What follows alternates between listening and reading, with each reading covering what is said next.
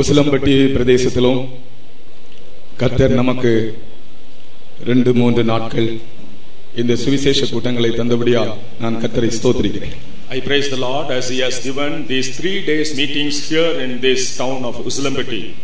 நம்முடைய பூர்வ பிதாக்கள் இதுபோல சுவிசேஷ பிரசங்கங்களை அந்தந்த இடங்களிலே நடத்தின வரலாறுகளை நாம் படிக்கும்போது, when we read the history of our forefathers where they conducted such meetings, இப்படிப்பட்ட மண்டபங்களோ தங்குகிற வசதிகளோ சாப்பாடோ எதுவுமே இல்லாமல் தான், அடிப்படை வசதிகள் எதுவும் இல்லாமல், மைக்கு லைட்டுகள் எதுவும் இல்லாமல் தான் இந்த ஊழியத்தை தொடங்கி இருக்கிறார்கள். They started this ministry without such halls, mic or other facilities and basic amenities.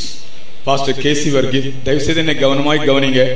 Pastor KC Varghese Kolar Thangavayal என்ற இடத்துல எப்படி ஊழியத்தை தொடங்கினார் என்று என்னோடு ஒரு நாள் பேசிக் கொண்டிருந்தார். Pastor K.C. Varghese was talking to me about how he started the ministry at Kolar Goldfields. Karnataka மாநிலத்தில் இருக்கும் கோலார் தங்கவயலிலே நம்முடைய ஊழியம் எப்படி தொடங்கப்பட்டது என்று அவர் தொடக்க நாட்களிலே நடந்த சில காரியங்களை சொன்னார். He was sharing with me the incidents that occurred in the initial stage of our ministry at Kolar Goldfields. ஒரு பகலெல்லாம் அவர் அங்கே சுற்றி அவருக்கு எந்த ஒரு நபரும் கிடைக்கவில்லை, ஒரு ஆள் கூட ரட்சிக்கப்படவில்லை. The whole day he was moving around and he couldn't meet anyone to be saved. Pentecost இந்த டிரெஸ்ஸை பார்த்தாலே மற்றவர்கள் பயந்து பக்கத்தில் கூட வர மாட்டார்களாம். Even looking at the garments of the Pentecostal people, others fearing them won't come near them even. அப்படி இருக்கும்போது ஒரு சகோதரன் இவருடைய வாயிலிருந்து பிறந்த வசனங்கள் மூலமாக இயேசுவை ஏற்றுக்கொண்டாராம். At that time, one brother, by the words that started from his mouth, accepted Jesus. அன்றைக்கே அவருக்கு ஞானஸ்நானம் கொடுக்க வேண்டும், ஞானஸ்நானம் தாருங்கள் என்று கேட்டாராம். On that day itself, he wanted to take baptism and asked for baptism. Pastor KC Varghese மட்டும்தான், only Pastor K.C. Varghese was there. அவர் இந்த ஞானஸ்நானம் கொடுக்க முடியாது. இந்த சகோதரனை கொண்டு பகலெல்லாம் காலையில எல்லாம் முழு பகலும் நடந்து அந்த சாயங்காலத்தில் தான் இந்த ஆத்மா கிடைக்கிறது, இவனுக்கு ஞானஸ்நானம் கொடுக்க முடியாது போகிறார். The whole day he had walked, only in the evening he met this soul and he was going to give baptism to him. போகிற வழியில ஒரு CSI வீடு தாண்டி போக வேண்டியதாக இருந்தது. On the way they had to go across a CSI family. அதிலே ஒரு வசனம் எழுதப்பட்டிருந்தது. CSI வீடு போல இவர் விளங்கிக் கொண்டார். உள்ளே கொஞ்சம் எட்டி பார்த்தபோது ஒரு அம்மா அங்க பாட்டு பாடி கொண்டிருந்தார்கள், CSI பாட்டு.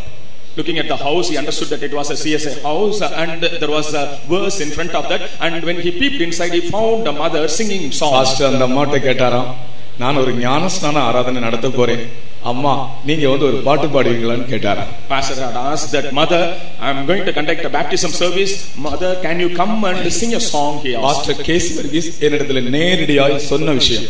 This is the matter that was shared to me by Pastor K.C. Varghese himself. அந்த CSI அம்மா பாஸ்டரோட போய் அந்த ஞானஸ்நானம் கொடுக்கிற அந்த குளத்து பக்கத்துல ஒரு CSI பாட்டு பாடினாங்க. That CSI mother near the lake where the baptism was given, she started singing a CSI hymn. அந்த சகோதரன் அன்றைக்கு முதலாவது ஞானஸ்நானம் எடுத்தார். அவர் சொன்னதான சரித்திரம் என்னவென்றால், அந்த CSI பாட்டு பாடினதான அந்த அம்மாவும் குடும்பமும் ரட்சிக்கப்பட்டார்கள்.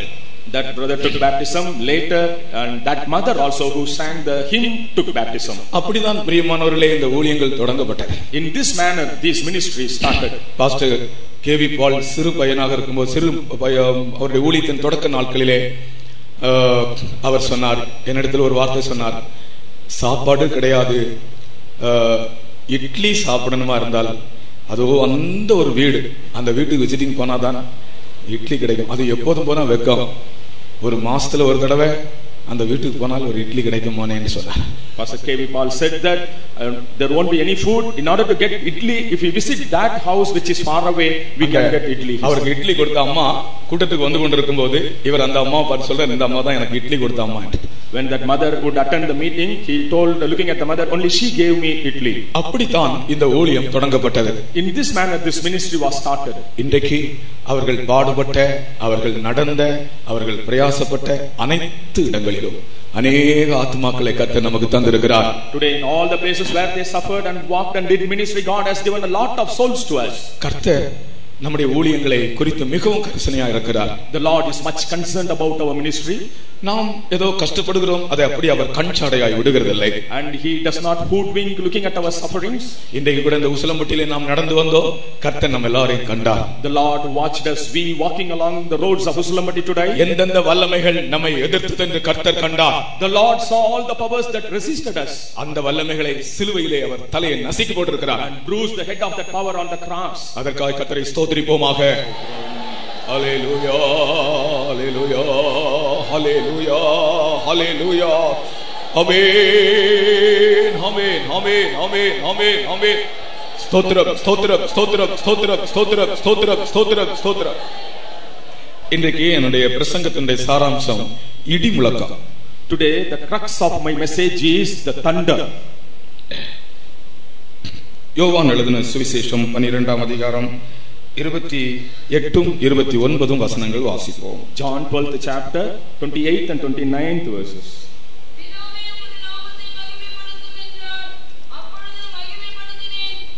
மகிமைப்படுத்துவேன் என்கிற சத்தம் வானத்திலிருந்து உண்டாயிற்று. அங்கே நின்று கொண்டிருந்து அதை கேட்ட ஜனங்கள் இடி முழக்கம் உண்டாயிற்று என்றார்கள். வேறு சிலர் தேவதூதன் அவருடனே பேசினார் என்றார்கள். அங்கே நின்று கொண்டிருந்து அதை கேட்ட ஜனங்கள் இடி முழக்கம் உண்டாயிற்று என்றார்கள். The people therefore that stood by and heard it said that it thundered. கர்த்தருக்கு ஸ்தோத்திரம். Praise be to God. வேதத்தில் பல இடங்களிலே இடி முழக்கம் உண்டானதை பற்றி நாம் வாசிக்கிறோம். In the Bible we read about many occasions where there were thunders. இன்றைக்கு நான் எல்லா சந்தர்ப்பங்களையும் சொல்ல எனக்கு சமயம் இல்லை. Today I don't have time to say about all the occasions. ஆகையால் முடியுமானால் 3 சந்தர்ப்பங்களை உங்கள் முன்னே நான் வைக்கிறேன். And I present 3 occasions before you. அதிலே 3வது ஒரு சந்தர்ப்பம் தான் இப்பொழுது நாம் படித்த இந்த சந்தர்ப்பம். The third occasion is just now what we read. பிதாவே உமது நாமத்தை மகிமைப்படுத்தும் என்றார். அப்பொழுது மகிமைப்படுத்தினேன், இன்னமும் மகிமைப்படுத்துவேன் என்கிற சத்தம் வானத்திலிருந்து உண்டாயிற்று. அங்கே நின்று கொண்டிருந்து அதை கேட்ட ஜனங்கள் இடி முழக்கம் உண்டாயிற்று என்றார்கள். Father, glorify thy name. Then came there a voice from heaven saying, I have both glorified it and will glorify it again. The people therefore that stood by and heard it said that it thundered. இதை நான் உங்களுக்கு இதை குறித்து விவரத்து முகரமாய் சொல்வதற்கு முன்னதாக முதலாவது எகிப்திலே உண்டான இடி முழக்கத்தை பற்றி உங்களுக்கு நான் சொல்லுகிறேன். Before explaining about this, I would say about the thunder that was heard in Egypt. யாத்ராகமம் 9ஆம் அதிகாரம் 23ஆம் வசனத்திலே எகிப்தில் இடி முழக்கம் உண்டானதாக நாம் வாசிக்கிறோம். In Exodus 9th chapter 23rd verse we read here there was thunder in Egypt. அதற்கு அப்பால் அப்படியே மோசே நான் சொல்றேன். அதன் பிறகு சீனாய் மலையிலே ஒரு இடி முழக்கம் உண்டானதாக நாம் வாசிக்கிறோம். Afterwards we read that at Mount Sinai there was a thunder. அது யாத்ராகமம் 19ஆம் அதிகாரத்தில் சொல்லப்பட்டிருக்கிறது. And about that it is said in Exodus 19th chapter. அதற்கு பின்பு பெலிஸ்தியர்கள் மேல் இடி முழக்கம் உண்டாயிற்று என்று 1 சாமுவேலிலே ஒரு சம்பவத்தை வாசிக்கிறோம். Afterwards we read in 1 Samuel that there were thunders on the Philistines. இப்பொழுது நாம் வாசித்தது 4வது சந்தர்ப்பம். What we read is the 4th occasion. இன்றைக்கு கூடிய மட்டும் இந்த 4 சந்தர்ப்பங்களையும் குறித்து நான் உங்களோடு பேச விரும்புகிறேன். As far as possible I would like to share with you these 4 things today. ஒவ்வொரு இடங்களிலும் இடி முழக்கம் உண்டானது ஒவ்வொரு தேவனுடைய ஒரு அனுபவத்தை காண்பிக்கிறது. The thunder at every place shows the experience of God. உலகத்தின் சகல வல்லமைகளும் உலகத்தின் சகல அதிகாரங்களும் தேவனால் உண்டானவைகள். All the powers and authorities are made by the Lord in the world. இடி முழக்கம் கூட அது தேவனால் உண்டானது. Even the thunder was created by God. ஆனால் இந்த இடி முழக்கம் ஒவ்வொரு இடத்திலும் வெவ்வேறு நோக்கங்களோடு அந்த சத்தம் உண்டாயிருக்கிறது. But in different places this thunder, the noise of the thunder was heard in different levels. முதலாவது எகிப்திலே உண்டான இடி முழக்கத்தை பற்றி வாசிப்போம். First of all let us read about the thunder at Egypt. 9ஆம் அதிகாரம் 23ஆம் வசனம்.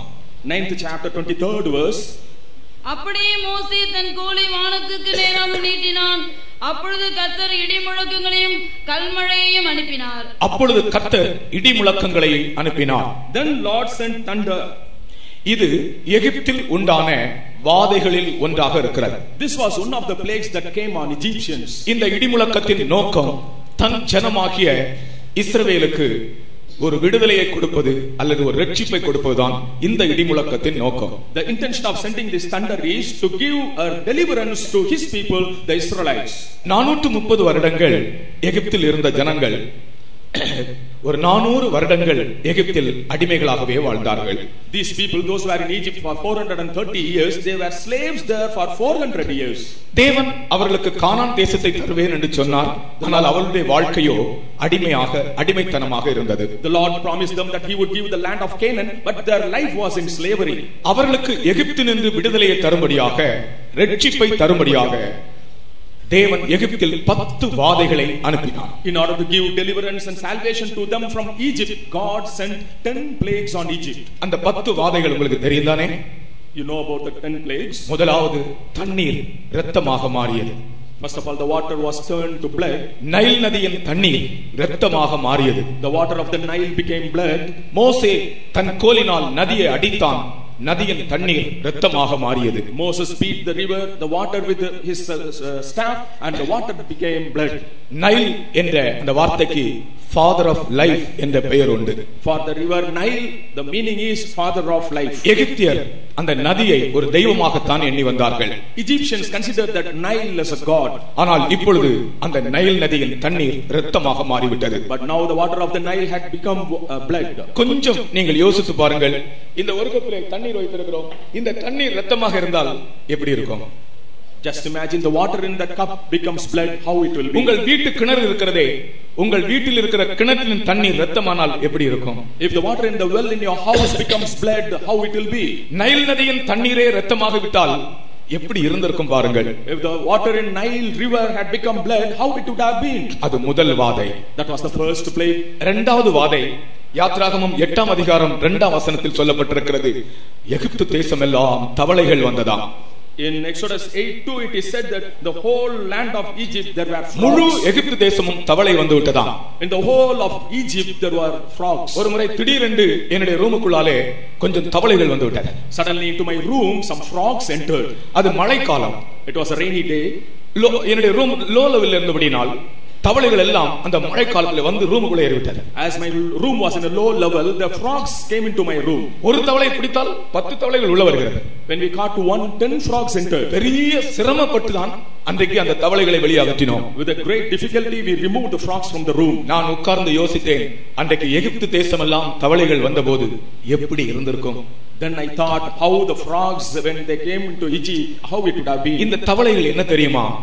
You know what these frogs are? இந்த தவளைகளின் கூட எகிப்தியர்கள் தெய்வமாக வணங்கி வந்தார்களா? The Egyptians were worshipping even the frogs as their gods. அதற்கு frog gods என்று பெயர். And they were called frog gods. அவர்கள் இந்த தவளையை கூட தெய்வமாக எண்ணினார்கள். They considered even the frogs as their god. எதை தெய்வமாக எண்ணினார்களோ அதுவே அவர்களுக்கு வாதையாக மாறியது. What they considered as god became a plague to them. மூன்றாவது வாதை 8ஆம் அதிகாரம் 17ஆம் வசனத்தில் சொல்லப்பட்டிருக்கிறது. பேன்கள். About the third plague, it is said in 8:17 that they were lice. அது என்ன சார்? அந்த மூன்றாவது வாதை எகிப்து தேசமெங்கும் பேன்கள் உண்டாயிற்றாம். And the whole of Egypt there were a lot of lice. அருமையானவர்களே, நீங்கள் கொஞ்சம் சிந்தித்து பாருங்கள். யாருடையாவது தலையிலே 1-2 பேன் இருந்தாலே அது எப்படி இருக்கும்? Just imagine if there are 1 or 2 lice on the heads of some people, how it will be. நான் இப்பொழுது உங்க யாருடையாவது தலையில பேன் உள்ளவர்கள் கை உயர்த்துங்கள் என்று சொல்ல போறதில்லை.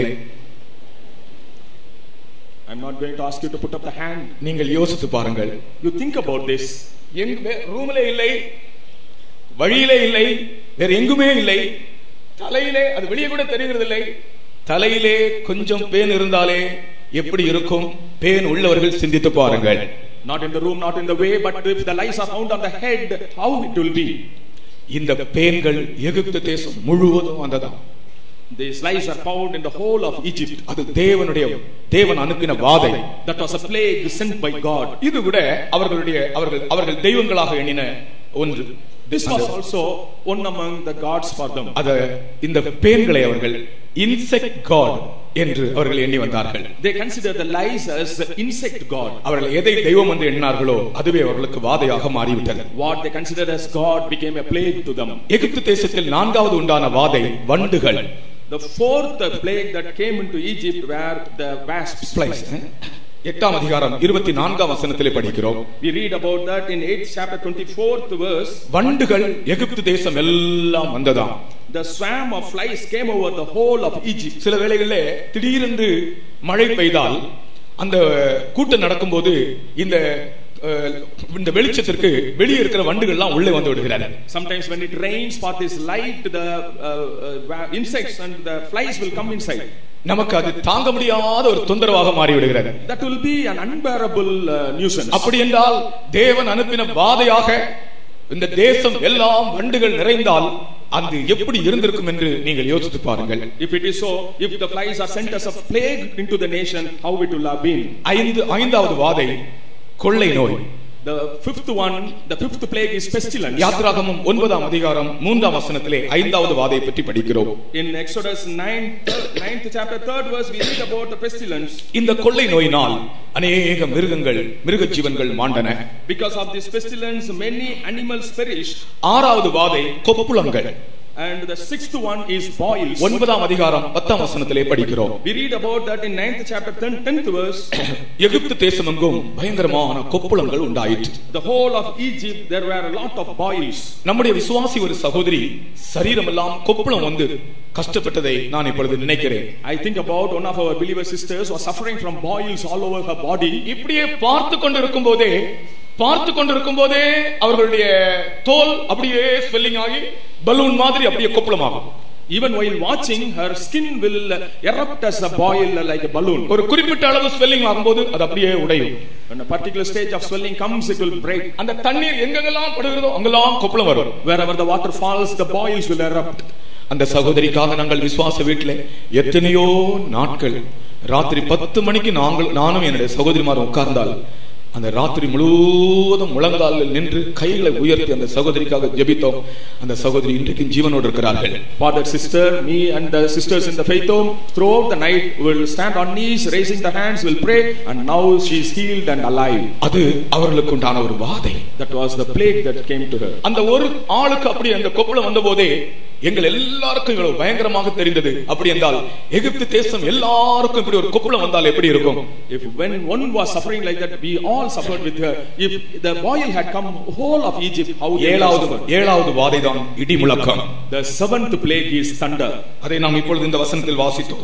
About that we read here in this verse. எட்டாவது வாதை வெட்டுக்கிளி.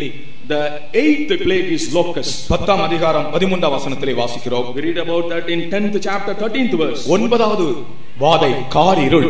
The ninth one is utter darkness. 10ஆம் அதிகாரம் 22ஆம் வசனத்திலே வாசிக்கிறோம்.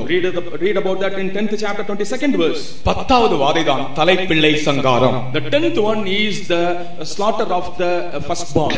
இந்த 10 வாதைகளும் எகிப்திலே அனுப்பப்பட்ட நோக்கமே தன் ஜனத்தை எகிப்தின் அடிமைத்தனத்திலிருந்து ரட்சிக்க வேண்டும் என்பதே. The intention of sending all the 10 plagues on Egypt is to deliver his people from Egypt. அதிலே முக்கியமாக இடி முழக்கம் என்கிற வாதை தன் ஜனத்தை விடுவிக்கும்படியாக ரட்சிக்கும்படியாக தேவன் அனுப்பின வாதைகளில் ஒன்று. The most important one of them is the thunder that Lord sent to deliver his people. தன் ஜனத்தை ரட்சிக்க வேண்டும் என்று தேவன் விரும்புகிறார். The Lord desires to deliver his people.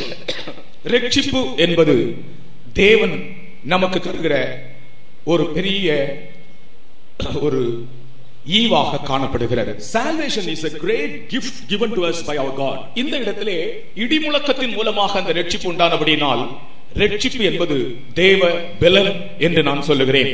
Here, as the salvation was received by the thunder, I say that this salvation is the strength of God. இஸ்ரவேல் ஜனத்தை அடிமைப்படுத்திக் கொண்டிருந்த அந்த எகிப்தியர் கையிலிருந்து அவர்களை விடுவிக்கும்படியாக இடி முழக்கத்தை கர்த்தர் அனுப்பினார். In order to send them from the hands of those who were enslaving them, Lord sent the thunders. இன்றைக்கு கர்த்தர் சொல்லுகிற வார்த்தை என்னவென்றால், உன்னை அடிமைப்படுத்திக் கொண்டிருக்கிற, உன்னை கட்டி வைத்திருக்கிற, உனக்கு இளைப்பாறுதல் தராமல் உன்னை உபத்திரவப்படுத்திக் கொண்டிருக்கிற அந்த தீய சக்திகளிலிருந்து உன்னை விடுவிக்கும்படியாக இடி முழக்கமாகிய தேவனுடைய வல்லமை உன்னை சந்திக்க போகிறது. Today the power of the Lord, that is the thunder, is going to meet you in order to deliver you from the thing that is enslaving you and capturing you. அந்த இடி முழக்கம் உன்னை கட்டி வைத்திருக்கிற, உன்னை அடிமைப்படுத்துகிற அந்த தீய சக்திகளுக்கு நியாய தீர்ப்பும் உனக்கோ ரட்சிப்புமாக மாறப்போகிறது. அல்லேலூயா.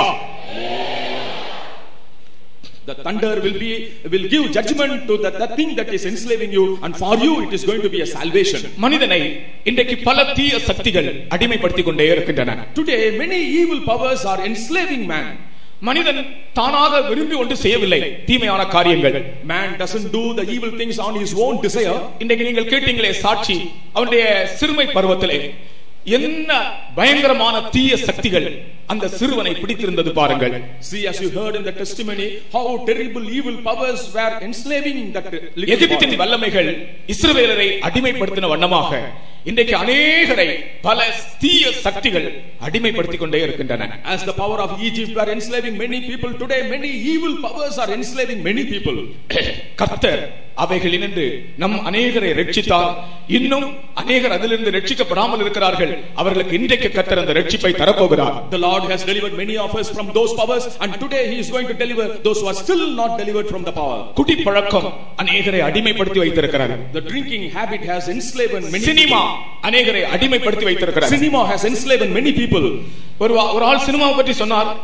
சினிமா பார்த்து ஒவ்வொரு காட்சியையும் அவர் பார்த்தாலும் அவருக்கு அந்த ஆவி அவரை விடாது. சினிமா தியேட்டர் பக்கத்திலேயே படுத்து கிடப்பாராம். A person said about this cinema watching habit, and he would not be satisfied by watching every scene, but he would be lying near the theater itself. அந்த சினிமா தியேட்டரையே சுற்றி வந்து கொண்டே இருப்பாராம். He would be coming around and around that cinema theater. அது ஒரு அசுத்த ஆவி, அவரை அடிமைப்படுத்தி இருந்த ஆவி. That was an evil spirit that had encaptured him. இன்றைக்கு அப்படிப்பட்ட ஆள் நான் டெலிவிஷனே பார்க்கிறதில்லை, எனக்கு கர்த்தர் சினிமாவில் இருந்து மட்டுமல்ல டிவியில் இருந்து எல்லாம் கர்த்தர் என்னை விடுவித்திருக்கிறார், நான் ரட்சிக்கப்பட்டேன் என்று சாட்சி சொல்லிக் கொண்டிருக்கிறார். Today such a person is testifying, saying that I do not watch even TV, and God has delivered me from all cinemas. சிலரை குடிப்பழக்கத்திலிருந்து ஆண்டவர் விடுதலையாக்கி இருக்கிறார். And God has delivered some from the drinking habit.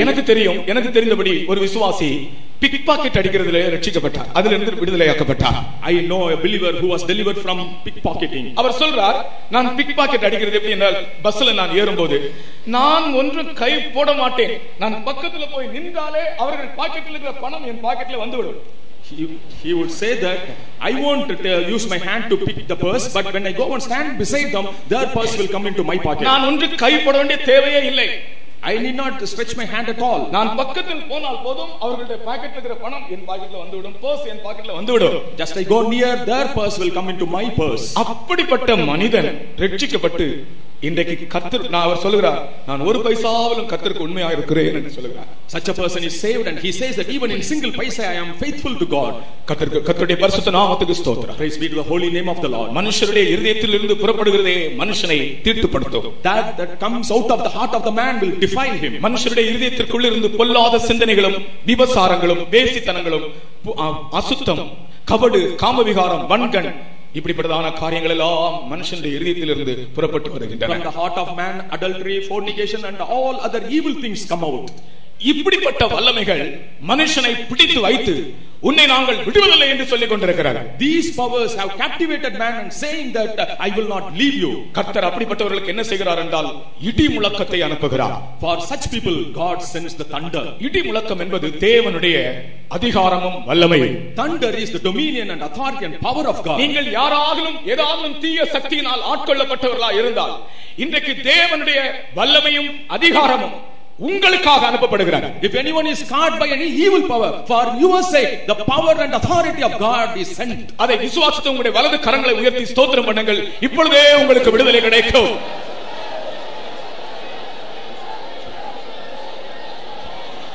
உங்களுடைய சத்தம் இடி முழக்கம் போல இருக்கட்டும். Let your voice be like a thunder.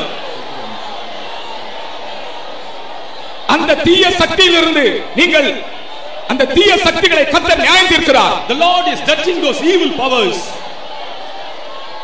உங்களை பிடித்து ஆட்கொண்டு வைத்திருக்கிற அந்த வல்லமைகளை கர்த்தர் நியாயம் தீர்க்கிறார். The Lord judges the power that is dominating you. உங்களை வெளியே கொண்டு வருகிறார். He delivers you out. அதை விசுவாசித்து கொஞ்ச நேரம் ஸ்தோத்திரம் பண்ணுங்கள். Believing that you praise God for some time. இப்பொழுதே விடுதலை. Even now itself is deliverance. Hallelujah. Amen. Halabara. Shabalala. Riyabala. Ribala kashabala. இந்த சந்தர்ப்பத்தில் நீங்கள் கர்த்தரை துதிக்கிற இந்த சந்தர்ப்பத்திலேயே அந்த வல்லமைகளிலிருந்து உங்களுக்கு விடுதலை கிடைக்கிறது என்று தான் நான் பேசுகிறேன். I think that even at this moment when you are praising God, you will be delivered from those powers. அந்த எகிப்தின் ஆவி மிக கொடிய ஆவி. The spirit of Egypt is a terrible spirit. Egyptian என்றாலே மிகவும் கடினமானவன். Egyptian itself, he is a very hard person. Saudi அரேபியாவிலே வேலை செய்கிற ஒரு ஆள் நம்முடைய விசுவாசி லீவுக்கு வந்திருந்தார். A believer who is working in Saudi Arabia came here for vacation. அவரிடத்தில் நான் கேட்டேன், உங்களுடைய வேலை எல்லாம் எப்படி இருக்கிறது என்று கேட்டார். I asked about him about his work. நான் கேட்டேன். I asked him about the work. அப்பொழுது அவர் சொன்னார், என்னுடைய பாஸ் ஒரு ஈஜிப்சியன் என்று சொன்னார். He said that my boss is an Egyptian. ஒரு எகிப்தியன் தான் என்னுடைய எஜமான். அந்த வேலையில அவருக்கு மேல இருக்கிறதான அதிகாரி ஒரு எகிப்தியனா. The officer, the boss over him was an Egyptian. அவ எகிப்தியன் கேட்டோன்னே அவர் எப்படி இருக்கிறான்னு கேட்டேன். Then I asked how he is. அவர் சொல்லுகிறார், இஸ்ரவேல் ஜனங்கள் அன்றைக்கு என்ன பாடுபட்டிருப்பார்கள் என்று நான் நன்றாக உணர்கிறேன். He said, I understand and realize how the Israelites would have suffered in those days. எகிப்தியன் என்றால் அவன் மிகவும் கடினமானவனா. Egyptian is a hard person. அப்படிப்பட்ட கடினமான வல்லமைகள் தான் உங்களை பிடித்து வைத்திருந்தது. Such hard powers have captivated you. அவைகளை விடுதலையாக்க சாதாரணமான வல்லமை போதாது. ஆகையால் தான் தேவன் இடி முழக்கத்தை அனுப்பினார். To be delivered from them, ordinary power is not sufficient. That's why God sent the thunder. அந்த தேவனுடைய வல்லமைக்காக திரும்பவும் கரங்களை உயர்த்தி ஸ்தோத்திரிப்போமாக.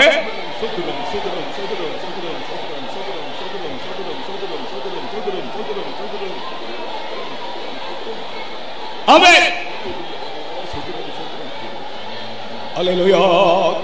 There is power, wonder working power in the blood of the Lamb. There is power, wonder working power in the precious blood of the Lamb. There is power, wonder working power in the blood of the Lamb. There is power, wonder working power in the precious blood of the Lamb. Hallelujah. தயவுசெய்து அந்த base சத்தம் வரவே கூடாது.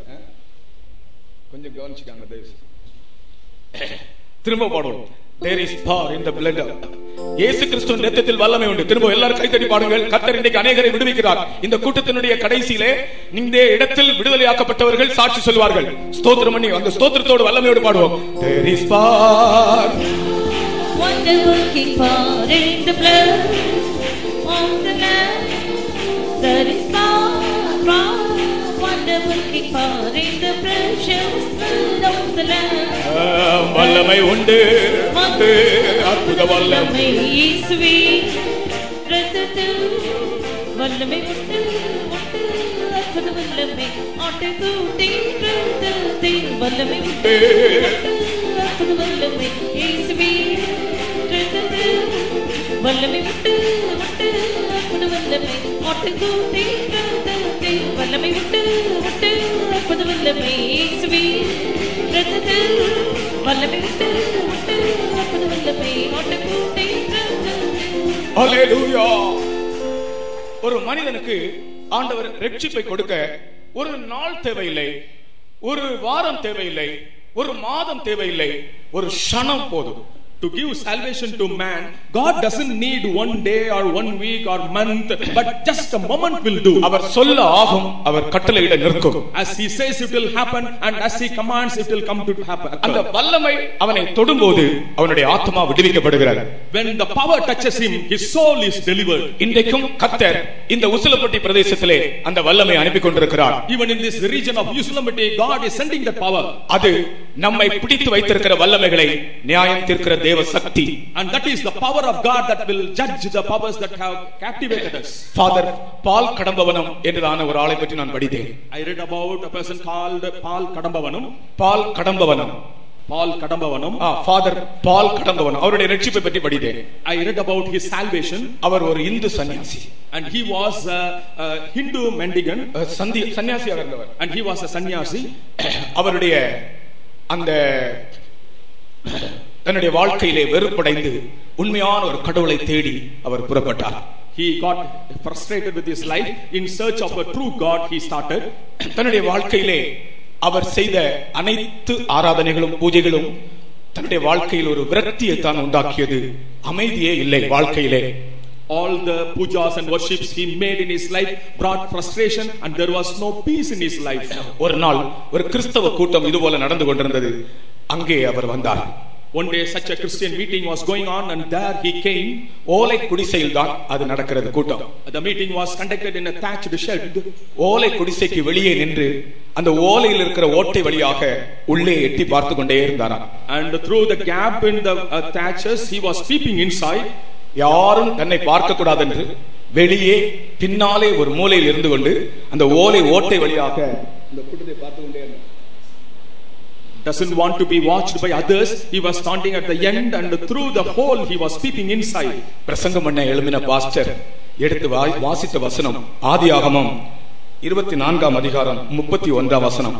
கர்த்தரால் ஆசீர்வதிக்கப்பட்டவரே உள்ளே வாரும், நீர் வெளியே நிற்பானே. The message was given by the pastor, and he read that the verse from Genesis 24th chapter, he that is blessed by the Lord come inside. அவருக்காக ஒரு பிரசங்கம் செய்யப்படவில்லை. He was not giving message. அவருக்காக ஒரு பிரசங்கமே பண்ணப்படவில்லை. And for him a message was not given. இந்த வசனம் வாசிக்கப்பட்டது. This verse was read. தேவனுடைய வசனத்திலிருந்து ஒரு வல்லமை அவருடைய இதயத்துக்குள் புறப்பட்டு போயிற்று. From the word of God a power started from his heart. உள்ளே வந்தார். He came inside. அவர் என்ன தோற்றத்தில் இருந்தார் தெரியுமா? You know in what form he was? நெற்றியிலே பட்டை, கழுத்திலே ஒரு திராட்சை கொட்டை. On his head there was ash, and around his neck there were garlands. நெற்றியிலே பட்டை பூசி இருந்தார். On his head there was ash, கழுத்திலே ருத்ராட்ச மாலை இருந்தது. and around his neck there were the beetle. உள்ளே வந்தார்.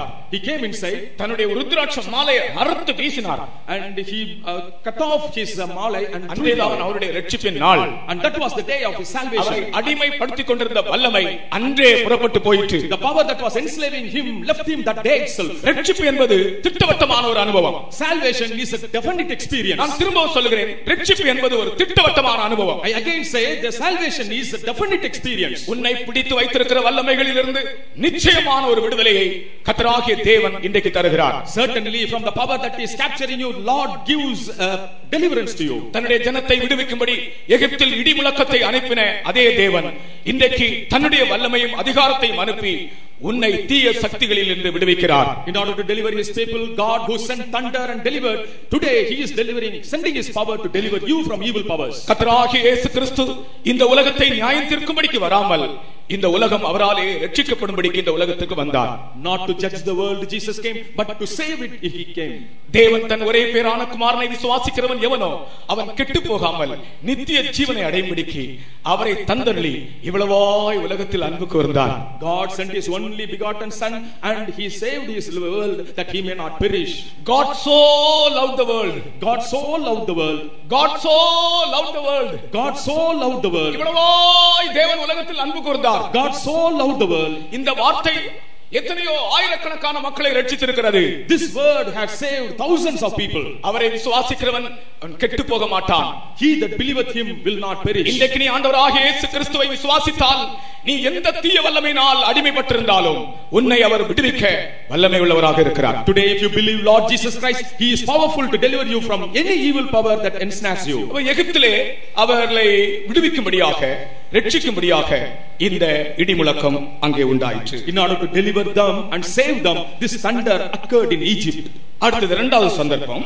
The second occasion is யாத்திராகமம் 19ஆம் அதிகாரம் 16ஆம் வசனத்திலே சீனாய் மலையிலே ஒரு இடி முழக்கத்தை ஆண்டவர் அனுப்பினார். In Exodus 19th chapter 16th verse we see that in Mount Sinai God sent the thunder. யாத்திராகமம் 19ஆம் அதிகாரம் 16ஆம் வசனம்.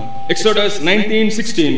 மூன்றாம் நாள் விடியற் காலத்தில் இடி முழக்கங்களும் மின்னல்களும் மலையின் மேல் கார்மேகமும் மகாபலத்த எக்காள சத்தமும் உண்டாயிற்று. இந்த மூன்றாம் நாள் என்று சொல்லப்பட்டிருக்கிறது இஸ்ரவேலர் எகிப்திலிருந்து விடுதலையாகி புறப்பட்ட 50வது நாள். And here it is said as third day, but actually it is the 50th day since the Israelites were delivered from Egypt. இஸ்ரவேல் ஜனங்கள் எகிப்திலிருந்து புறப்பட்ட 50வது நாள் தான் சீனாய் மலையில் இந்த இடிமுழக்கம் உண்டாயிற்று. The Israelites on the 50th day since they were delivered from Egypt, this thunder occurred at Mount Sinai. இந்த இடிமுழக்கத்தின் நோக்கம் என்ன? What was the intention of sending this thunder? எதற்காக இந்த இடிமுழக்கம் உண்டாயிற்று? What for this thunder occurred? தேவன் தன் ஜனத்தோடு உடன்படிக்கை செய்தார். God made a covenant with his people. அவருடைய பிரமாணங்களை அவர்களுக்கு கொடுத்து சீனாய் மலையிலே தேவன் அவர்களோடு உடன்படிக்கை செய்தார். Giving his laws to them at Mount Sinai, God made covenant with them. இந்த அனுபவம் பரிசுத்த ஆவியை நாம் பெறும்போது நமக்கு கிடைக்கிறது. This experience we receive when we receive the anointing of the Holy Spirit. நீங்கள் மனம் திரும்பி பிதா குமாரன் பரிசுத்த ஆவியின் நாமத்தில் ஞானஸ்நானம் பெற்றால் பரிசுத்த ஆவியை நீங்கள் பெறுவீர்கள். When you repent and get baptism in the name of the Father, Son and the Holy Ghost, you will receive the Holy Spirit. கர்த்தர் இன்றைக்கும் நம்மை பரிசுத்த ஆவியால் நிரப்பிக் கொண்டிருக்கிறார். Even today God is filling us with the Holy Spirit. இந்த பரிசுத்த ஆவியை பற்றி இந்த நாட்களில் அநேகருக்கு சரியான அறிவு இல்லை. About the Holy Spirit many do not have a right knowledge. பரிசுத்த ஆவியை பற்றி தவறான சில கேள்விகள் கேட்கிறார்கள். About the Holy Spirit they ask some wrong questions. பரிசுத்த ஆவியை பற்றி சிலர் விளங்கிக் கொள்ளாமல் தவறான கேள்விகள் கேட்கிறபடியால் பரிசுத்த ஆவியானவர் இல்லை என்று சொல்ல முடியாது. And as they are asking wrong questions without the good knowledge about Holy Spirit, we cannot say that there is no Holy Spirit. Abraham லிங்கனை பற்றி அநேகர் தீய சில வதந்திகள் உண்டாக்கினார்களாம். About Abraham Lincoln there were wrong rumors. அப்பொழுது ஒரு ஆள் Abraham லிங்கனை சந்திக்க வந்தார், ஒரு பெரிய ஆள். At that time a great person came to meet Abraham Lincoln. அவர்கிட்ட சொன்னார், உங்களை பற்றி இப்படி இப்படி எல்லாம் தவறாக பேசுகிறார்கள். And he told that about you they talk in wrong manners. Abraham Lincoln என்ன சொன்னாரா தெரியுமா? You know what Abraham Lincoln replied? ஒரு நரிக்கு எத்தனை கால் என்று கேட்டார். He asked how many legs are there for a fox? அப்பொழுது அவன் சொன்னான் 4 கால் என்று சொன்னான். He said 4 legs. Abraham Lincoln இரண்டாவது கேள்வி கேட்டார். And Abraham Lincoln asked second question. ஒரு நரியுடைய வாலையும் கூட சேர்த்து ஒருவன் கால் என்று சொன்னால் அந்த நரிக்கு எத்தனை கால் என்று கேட்டார். If anyone along with the tail of the fox asks how many legs are there? அப்பொழுது அவன் சொன்னான் 5 கால் என்று சொன்னான். Then he said 5 legs. அவர் சொன்னார் அதுதான் தப்பு. He said that is wrong. ஒரு நரியுடைய வாலை கூட கால் என்று சொன்னால் கால் 5 ஆகிவிடுமா? If anyone tells the tail is a leg, will the legs become 5? அவன் தவறாக வாலை கால் என்று நினைக்கிறான், ஆனால் கால் 4 தான். Wrongly he thinks the tail is leg, but the legs are only 4. பரிசுத்த ஆவியை பற்றி அநேகர் தவறான விளக்கங்கள் வைத்திருக்கிறார்கள். About the Holy Spirit many have wrong ideas. பரிசுத்த ஆவியானவர் திரித்துவ தேவனில் மூன்றாவதானவர். The Holy Spirit is the third of the triune God. பிதா, குமாரன், பரிசுத்த ஆவியானவர் என்ற திரித்துவ தேவனை தான் நாம் வணங்குகிறோம். We worship the Father, Son and the Holy Ghost, the triune God. பிதாவை ஒருவனும் ஒருபோதும் கண்டதில்லை. None has seen the Father. அவரை கண்டு உயிரோடு இருந்ததும் இல்லை. Having seen him, none is alive. அவரை இந்த உலகத்திற்கு வெளிப்படுத்தும்படியாய் வந்தவர் தான் குமாரனாகிய தேவன் கிறிஸ்து. In order to manifest the Father, Christ came and he is the Son. சூரிய கிரகணத்தை வெறும் கண்ணால் பார்க்காதீர்கள் என்று பேப்பர்ல போட்டிருந்தார்கள். In the papers it was written that not to see the solar eclipse with the naked eyes. சூரியனை வெறும் கண்ணால் பார்க்காதீர்கள். Don't see the sun with your naked eyes. அப்ப எல்லா பள்ளியில் உள்ள மாணவ மாணவிகள் எல்லாரும் அதற்காகவே ஸ்பெஷல் கிளாसेस வைத்து சூரிய கிரகணத்தை பார்த்து கொண்டே இருந்தார்கள். And the school children with the special glasses were watching the solar eclipse. காரணம் என்ன? வெறும் கண்ணால் பார்த்தால் அவர்களுக்கு கேடு உண்டாகும். The reason is if they see with the naked eyes they will be affected. அப்படி என்றால் இந்த சூரியனை உண்டாக்கின தேவனை நாம் பார்க்க முடியுமா? If it is so, can we see the Lord God who created the sun? அவர் எப்படி மகிமையாக இருப்பார்? How glorious he will be. இந்த சூரியனை நீங்கள் பகல் 12 மணிக்கு போய் நின்று இப்படி பார்க்க முடியுமா? At 12 o'clock noon can you go and see the sun? அப்படி என்றால் இந்த சூரியனை சிருஷ்டித்த தேவன் எவ்வளவு மகிமையாக இருப்பார்? If it is so, the Lord God who created the sun, how glorious he will be. அவரை இந்த உலகத்திற்கு வெளிப்படுத்த வந்தவர்தான் குமாரனாகிய கிறிஸ்து. Jesus the Son is the one who came to manifest and reveal him. என்னை கண்டவன் பிதாவை கண்டான். சத்தமா சொல்லணும், என்னை கண்டவன். அப்ப இயேசு கிறிஸ்துவை காணாதவன் பிதாவை காணவில்லை. He that has not seen Jesus Christ has not seen the Father. அவர் அதரிசனமான தேவனுடைய தற்சரூபமாக இந்த உலகத்துக்கு வந்தார். He came as the image of the unseen God. அவருடைய சுபாவம் பிதாவை இந்த உலகத்துக்கு வெளிப்படுத்தியது. His character and nature revealed the Father to the world. என் மூலமாகவே அல்லாமல் ஒருவனும் பிதாவண்டை வரான் என்று சொன்னார். Except me none can come to the Father, he said. கர்த்தருக்கு ஸ்தோத்திரம். Praise be to God. 33 வருடம் இந்த உலகத்தில் ஜீவித்தார். He lived in this world for 33.5 years. 3 வருடம் ஊழியம் செய்தார். He did the ministry for 3.5 years. தன்னுடைய ஊழியத்தை முடித்து அவர் பரலோகத்துக்கு பிதாவினிடத்தில் சென்றார். Accomplishing his ministry, he went to the Father in the heaven. கர்த்தருக்கு ஸ்தோத்திரம். Praise be to God. நான் போகிறேன் என்று சொன்னபோது சீஷர்கள் துக்கப்பட்டார்கள். When he said that he was going, the disciples were grieved. அவர் சொன்னார், நான் போகாதிருந்தால் தேற்றரவாளன் வரார். He said, if I do not go, the comforter won't come. நான் போய் அந்த சத்திய ஆவியை உங்களுக்கு அனுப்புவேன். I will go and send the spirit of truth. அவர் உங்களை சகல சத்தியத்திலும் வழி நடத்துவார். He will lead you in all truth. கர்த்தருடைய பரிசுத்த நாமத்திற்கு மகிமை உண்டாவதாக. Praise be to the holy name of the Lord. அப்படித்தான் நம்மை சகல சத்தியத்திலும் வழி நடத்தும்படியாக பரிசுத்த ஆவி இந்த உலகத்தில் வந்தார். In order to lead us into all truth, the Holy Spirit came into this world. பரிசுத்த ஆவியை பற்றி 3 காரியங்கள் சொல்லப்பட்டிருக்கிறது. About the Holy Spirit, 3 things have been said. அவர் பெலனும் அன்பும் தெளிந்த புத்தியும் உள்ள ஆவி என்று. About him it is said that he is the love of strength, the love and the sober mind. நமக்கு பயத்தின் ஆவியை கொடுக்கவில்லை. The Lord has not given us the spirit of fear. பெலனும் அன்பும் தெளிந்த புத்தியும் உள்ள ஆவியை நமக்கு தந்திருக்கிறார். He has given us the spirit that has the love, strength and sober mind. அப்ப தேவன் நமக்கு பயமுள்ள ஆவியை தரவில்லை. The Lord has not given us the spirit of fear. இன்னைக்கு ஏதாகலும் ஒரு விதத்திலே மனுஷனுடைய இதயத்திற்குள் ஒரு பயம் அவரை கலக்கிக் கொண்டே இருக்கும். Today in the heart of the man some fear will be haunting and troubling. இங்கே இருக்கிறவர்களோடு நான் கேட்கிறேன், ஊழியக்காரர்களா இருந்தாலும் சரி, விசுவாசிகளா இருந்தாலும், புதிய ஆத்மாக்களா இருந்தாலும், ஏதோ ஒரு பயம் உன் இருதயத்திற்குள் எப்பொழுது இல்லாவிட்டாலும் எப்போதாவது ஒரு முறையாகுது உன்னுடைய இருதயத்தை ஒரு பயம் தாக்குகிறது. அது உண்மைதான் என்று சொல்றவங்க கரங்களை உயர்த்து. இன்றைக்கு விடுதலை, இன்றைக்கு விடுதலை, இன்றைக்கு விடுதலை. Today you will have deliverance. இன்றைக்கு நீங்க வெட்கப்பட்டு கை உயர்த்தாமல் இருந்தால் அந்த பயம் உங்களை அப்படியே ஆட்கொண்டு கொண்டே இருக்கும். ஏதோ ஒரு சமயத்திலே ஒரு பயம் உன் இருதயத்தை தாக்குகிறது. On some occasions a fear attacks you. உங்களுடைய கையை உயர்த்தி அந்த பரிசுத்த ஆவியானவரை நோக்கி பாருங்கள். தேவன் நமக்கு பயமுள்ள ஆவியை கொடாமல், the Lord has not given us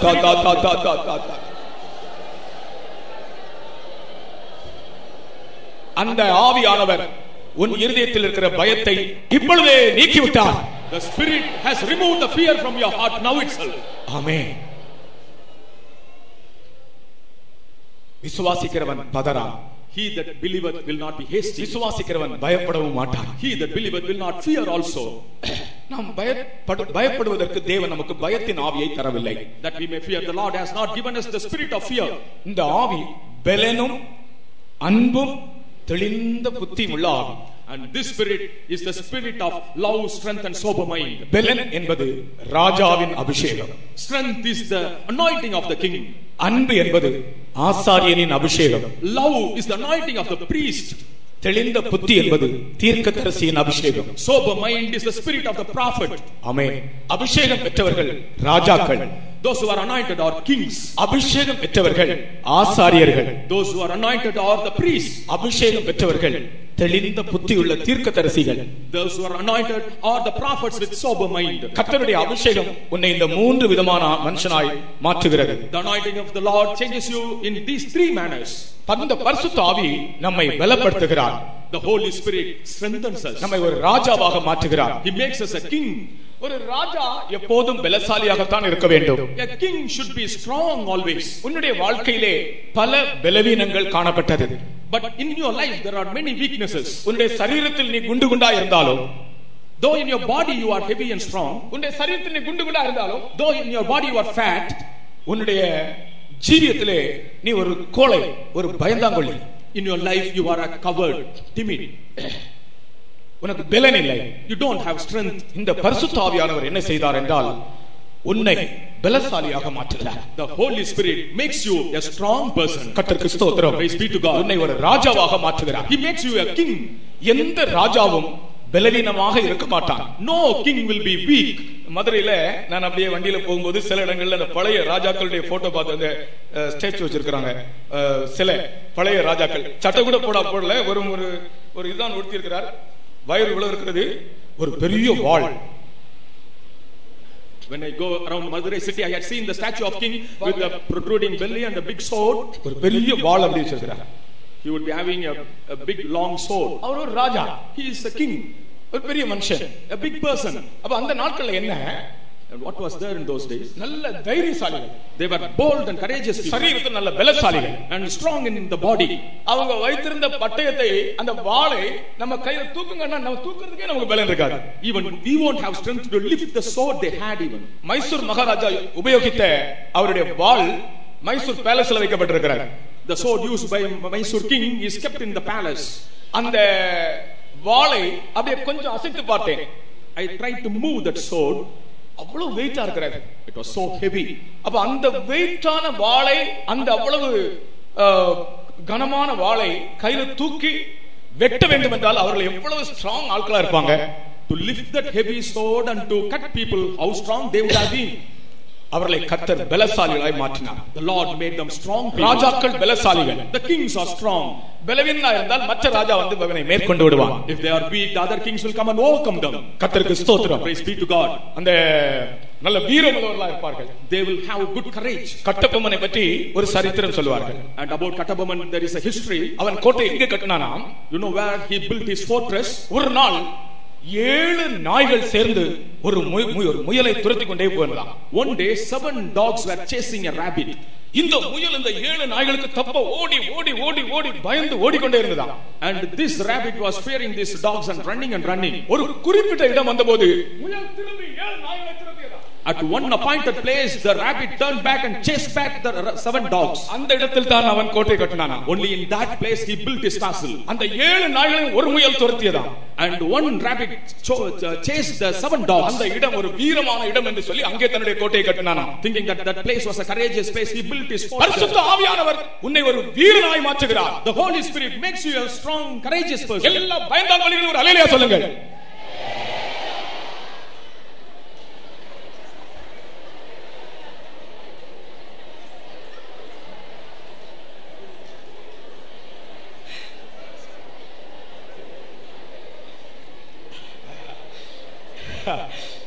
இப்பொழுது அல்லேலூயா சொன்னவங்க எல்லாம் பயந்தாங்கொள்ளிகள் தான் தெரியாம சொல்லிட்டாங்க. எல்லா வீரர்களும் ஒரு அல்லேலூயா சொல்லுங்கள். கவனமா இருக்கணும். சாத்தான் இப்படி தான் நம்ம ஏமாத்திடுவான். கர்த்தருக்கு ஸ்தோத்திரம். Praise be to God. நம்மை கர்த்தர் வீரர்களாய் மாற்றி இருக்கிறார். The Lord has made us courageous people. கர்த்தருக்கு ஸ்தோத்திரம். Praise be to God. நான் பிள்ளைகளுக்கு ஒரு பாட்டு சொல்லி கொடுத்தேன். வீரரே, விசுவாச வீரரே, நாங்கள் மேகம் போல சூழ்ந்திலங்கும் வீரரே. இந்த 2 லைன் பாருங்க. வீரரே, விசுவாச வீரரே, நாங்கள் மேகம் போல சூழ்ந்திலங்கும் வீரரே. வீரரே, விசுவாச வீரரே, நாங்கள் போல அல்லேலூயா. மேகம் போல இத்தனை ஜனங்கள் சூழ்ந்திருக்கிறார்கள். அதான் மேகம் போல சூழ்ந்திலங்கும் வீரரே. வீரரே சொல்லுங்கள். வீரரே, விசுவாச வீரரே, நாங்கள் மேகம் போல சூழ்ந்திலங்கும் வீரரே. வீரரே, விசுவாச வீரரே, நாங்கள் மேகம் போல சூழ்ந்திலங்கும் வீரரே.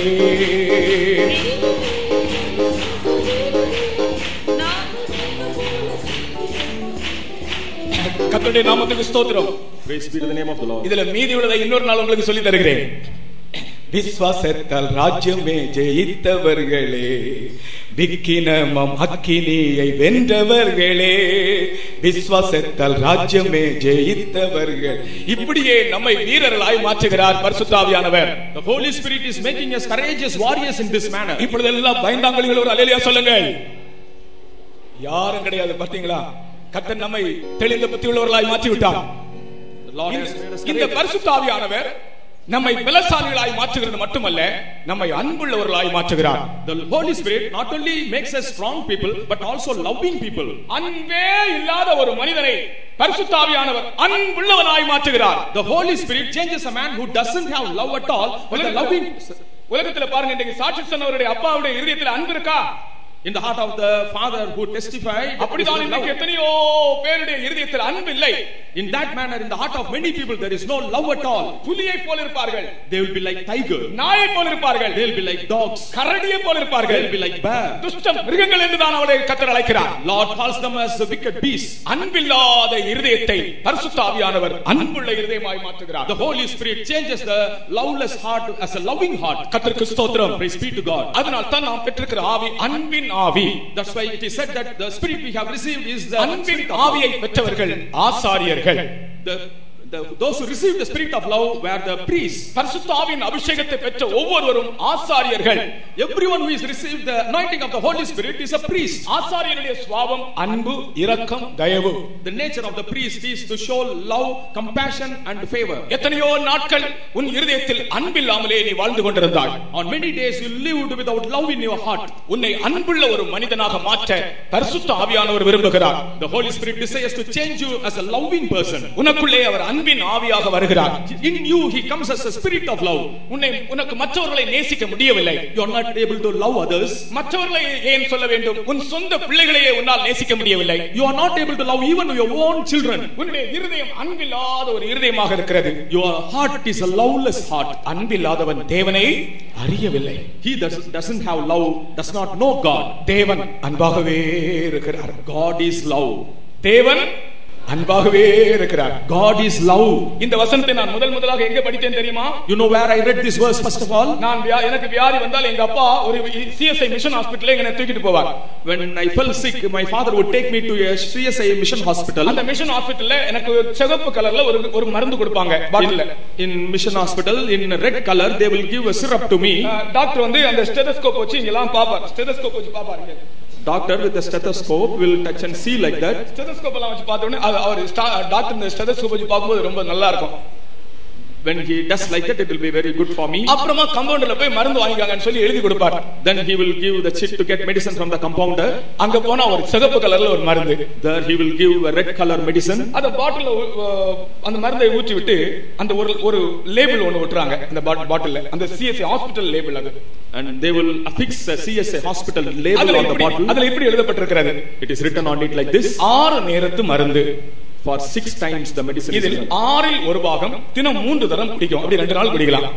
1/6 of it should be taken thrice a day. Red கலர்ல ஒரு வசனம் தேவன் அன்பாகவே இருக்கிறார். In red color there will be a verse written God is love. இது அந்த லேபிள்ல தான் முதலாவது வசனத்தை நான் வாசித்தேன். Only on the label first of all I read this verse. 6 நேரத்து மருந்தை 6 ஒரு பாகம் தினம் 3 தரம் குடிக்கும்போது தேவன் அன்பாகவே இருக்கிறார். 1/6 of that thrice I would take and God is love I will read. அதனுடைய அர்த்தம் என்னவென்றால் உன்னுடைய வியாதியை குணமாக்க அவர் அன்பா இருக்கிறார் என்றுதான் அதனுடைய அர்த்தம். The meaning is he is loving to cure you of your sickness. நான் அதை அப்படிதான் விளங்கிக் கொள்கிறேன். I understood like that. அவர் அன்புள்ள தேவன். He is a God of love. ஆகையால் தான் நாம் வியாதிப்படும் போது அவர் நமக்கு இரக்கம் செய்கிறார். That's why he shows mercy when we fall sick. நீ கலங்கும் போது அவர் உனக்கு மனதுருகுகிறார். When you are troubled he shows compassion. நீ பசியா இருக்கும்போது அவர் உனக்காக பரிதபிக்கிறார். When you are hungry he feels sorry for you. பாவிகளை கண்டு இரக்கம் செய்தார். He shows mercy on the sinners. வியாதியஸ்தரை கண்டு மனதுருகினார். Looking at the sick he had compassion on them. பசியா இருக்கிறவர்களுக்காக பரிதபிக்கிறேன் என்று சொன்னார். He said that he took pity on those who are hungry. அப்ப நாம் பசியா இருப்பது ஆண்டவருக்கு விருப்பம் இல்ல. And when we are hungry God doesn't like that. நாம் பசியா இருந்தால் ஆண்டவர் நமக்கு மேல பரிதாபமா இருக்கிறார். When we are hungry God shows mercy. சீசர்களுக்கு சொன்னார் இவர்களுக்கு சாப்பாடு கொடுங்கள் என்று சொன்னார். He told the disciples to give food to them. அப்ப நாம் பட்டினியா இருப்பது கூட ஆண்டவருக்கு சித்தம் இல்ல. அவர் அன்புள்ள தேவன். He is loving God and it is not his will that we should be hungry. காகத்தை பாருங்கள். Look at the birds, the crows of தன்னுடைய குஞ்சுகள் பட்டினியா இருக்க அது விரும்பவில்லை. எங்கிருந்தோ ஒரு புழுவை எடுத்துட்டு வந்து கொடுக்குது. And the crow doesn't like the young ones to be hungry. It brings worms from somewhere. அதற்குரிய ஒரு அன்பு அதற்குள் காணப்படுகிறது. The love which it ought to have has in it. அதுபோல நம்முடைய தேவன் அன்புள்ள தேவன். தேவன் அன்பாகவே இருக்கிறார். எல்லாரும் சொல்லுங்கள். அவர் அன்பாக இருக்கிறபடினால் நீங்கள் பசியா இருப்பதோ நீங்கள் கஷ்டப்படுவதோ அவர் விரும்பவே மாட்டார். As he is loving he will not like you getting hungry or suffering. கர்த்தருடைய பரிசுத்த நாமத்துக்கு ஸ்தோத்திரம். Praise be to the name of the Lord. நீங்கள் வியாதிப்படும்போது அவர் உங்கள் மேல் மனதுருகிறார். When you fall sick he shows mercy and shows compassion on you. அப்படிப்பட்ட ஒரு மன உருக்கத்தை உனக்கு ஆண்டவர் தர விரும்புகிறார். God wants to give such a compassion to you also. பரிசுத்த ஆவியானவர் அன்பின் ஆவியானவராக இருக்கிறபடியால் அன்பே இல்லாத ஒரு மனுஷனை அன்புள்ளவனாய் மாற்றுகிறார். As the Holy Spirit is the spirit of love, he changes the loveless man as a loving man. உலகத்தில் பாருங்க எவ்வளவு பேருக்கு அன்பே இல்லை. In the world many do not have love at all. இருதய கடினம்தான். The heart is hardened. ஆனால் பரிசுத்த ஆவியை வரும்போது அவர்கள் அன்புள்ளவர்களாய் மாறிவிடுகிறார்கள். When they receive the anointing of the Holy Spirit, they become loving people. அதே போல அந்த பரிசுத்த ஆவியானவர் தெளிந்த புத்தி உள்ளவர். Similarly, the Holy Spirit is sober minded. நம்முடைய குழப்பங்களை மாற்றுகிறவர். He changes our confusions. இந்த பரிசுத்த ஆவியை பற்றி நான் உனக்கு இன்றைக்கு சொல்லுகிற வார்த்தை என்னவென்றால், the word I say about the Holy Spirit is, உன்னுடைய வாழ்க்கையில் குழப்பங்களை நீ சந்திக்கும் போது, when you meet confusions and troubles in your life, உன் வாழ்க்கையில் உன் குடும்ப வாழ்க்கையில் நீ குழம்பி போகிறாய். On many occasions in your family life you are confused. இந்த பரிசுத்த ஆவியானவர் தெளிந்த புத்தி உள்ளவராக இருக்கிறபடியால் உன் குழப்பங்கள் மத்தியிலே ஒரு தெளிந்த புத்தியை உனக்கு தருகிறார். இது கர்த்தர் உனக்கு சொல்லுகிற வார்த்தை. The Holy Spirit, as he is sober among all confusions, he gives you a sober mind. This is the word. நீ பரிசுத்த ஆவியை பெற்றாயா? நீ பரிசுத்த ஆவியை பெற்றுவிட்டால் இந்த பரிசுத்த ஆவியானவர் உன்னுடைய குழப்பங்களை நீக்கி உனக்கு தெளிந்த புத்தியை தருகிறவர். If you have received the anointing of the Holy Spirit removes all your confusions. ஆகையால் தான் உலகத்தின் அதிகாரிகள் குழம்பும் போது, even when the authorities of the world get confused, உலகத்தின் அதிகாரிகளே குழம்பி போகும்போது, even when the authorities of the world are confused, பரிசுத்த ஆவியால் நிரம்பின பரிசுத்தவான்களுக்கு குழப்பம் இல்லை. the saints who are filled with the Holy Spirit will not be confused. பரிசுத்த ஆவியினால் நிரம்பி இருக்கிற குடும்பங்களிலே குழப்பங்கள் இல்லை. In the families filled by the Holy Spirit, no confusion there. அவர் தெளிந்த புத்தியுள்ள ஆவியாக இருக்கிறார். He is the spirit of sober mind. இன்றைக்கும் அந்த பரிசுத்த ஆவியானவர் ஊற்றப்பட்டுக் கொண்டிருக்கிறார். Even now the Holy Spirit is working. நீங்கள் விசுவாசித்தால் இந்த கூட்டத்தின் கடைசி பகுதியிலே நாங்கள் பரிசுத்த ஆவிக்காக காத்திருக்கும் போது உங்கள் மேல் இந்த ஆவியின் அபிஷேகம் வரும். At the end of the meeting, if you believe, the anointing of the Spirit will descend on you. இதுதான் சீனாயில் உண்டான இடி முழக்கம். This was the thunder that occurred at Sinai. அந்த பரிசுத்த ஆவியிலே, அந்த பரிசுத்த ஆவியினாலே தேவன் நம்மோடு உடன்படிக்கை செய்கிறார். By that Holy Spirit, God makes a covenant with us. கர்த்தருக்கு ஸ்தோத்திரம். Praise be to God. மூன்றாவது இடி முழக்கத்துக்கு வருவோம். Let us come to the third thunder. 1 Samuel 7ஆம் அதிகாரம் 10ஆம் வசனத்திலே, 1 Samuel 7th chapter 10th verse, பெலிஸ்தியர் மேல் இடி முழக்கம் உண்டாயிற்று. On the Philistines the thunder came. அந்த வசனத்தை தயவு செய்து வாசிங்க. சாமுவேல் சர்வாங்க தகன பலியை செலுத்துகையில் பெலிஸ்தர் இஸ்ரவேல் மேல் யுத்தம் பண்ண நெருங்கினார்கள்.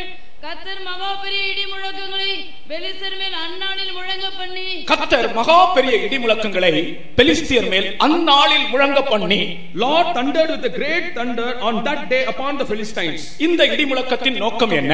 What was the intention of this thunder? அல்லது இந்த இடி முழக்கத்தின் அர்த்தம் என்ன? What is the meaning of this thunder?